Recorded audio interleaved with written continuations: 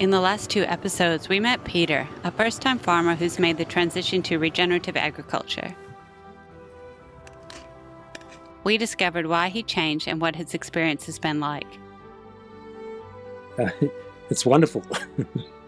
In this episode, we test Peter's soils and we discuss his plans for the future of his farm.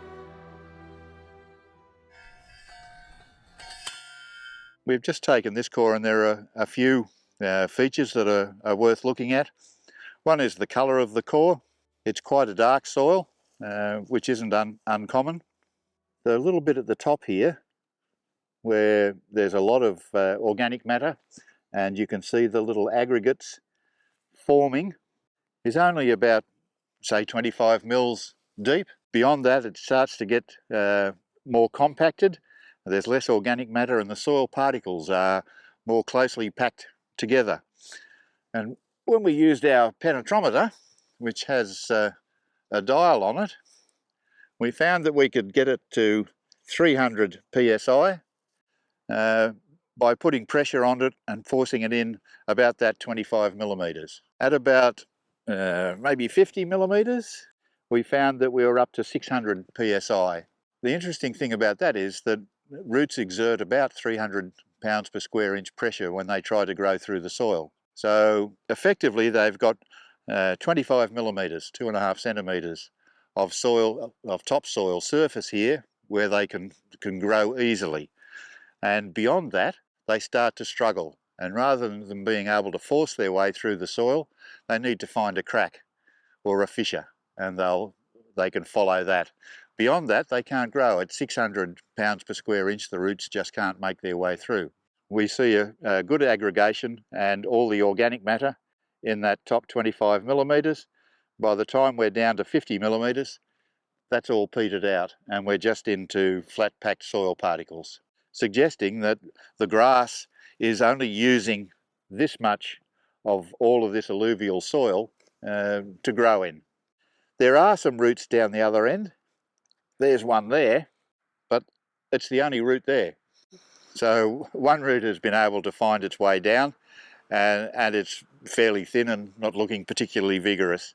There is a lot of potential to improve the grass growth on this alluvial flat if we can find a way to get this organic matter and this soil structure that comes from the organic matter and from the biology that cycles the organic matter. If we can get that to move down here, for instance, we've effectively doubled the soil volume that we're using to grow our grass. And if we can get it down here, then we've multiplied it by 4. So lots of potential there. I'm confident that even if we had like 4, 5, 6 months of dry weather, I'd still be able to maintain my 60. But I'm going to try and get through the summer without any, well, I won't have any irrigation. Are you not using any supplements, mineral blocks or free choice minerals or any of those sorts of things? Yeah. I'm relying on the different grasses to bring up the different nutrients. You want to develop strong roots, and you can only develop strong roots if you give it enough time to regenerate, to get that photosynthesis happening, drawing down the carbon into the soil. And then the stronger the roots, the faster it regenerates, because as soon as it's eaten off, the roots say, hey, feed me, and then pushes up, energy up into the to the growth. The root systems of the grasses here are very, very shallow, so there's a lot to be done in developing this property and the soils to get deeper roots, better access to minerals, better water retention, more carbon in the soil, to produce healthier grasses, more nutritional grasses, which then translate into healthier beef, which gives us, human beings, a healthier product to live on. And basically that's our medicine. So we've tested your soil using core sampling and also some biological assessment. Based on the results of that, the soil is probably not quite where you want it to be. What do you think the next step would be? What approach would you take from here? Soil knowledge is also another area that I'm not an expert in, and I'm going to have to take advice from people that have much more intimate knowledge of it than what I have. However, what I will say, I will very, very much favour going towards biological treatments to the soil.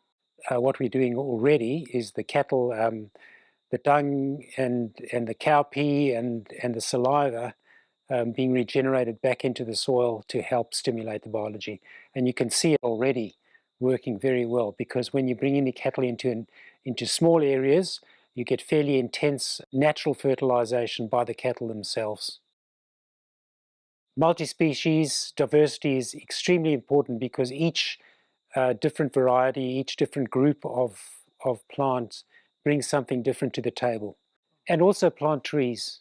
I've planted probably around 350 trees now. Will add to the overall diversity. The deeper roots, the communication that I understand that trees make with grasses and other plants will add to the overall ecosystem.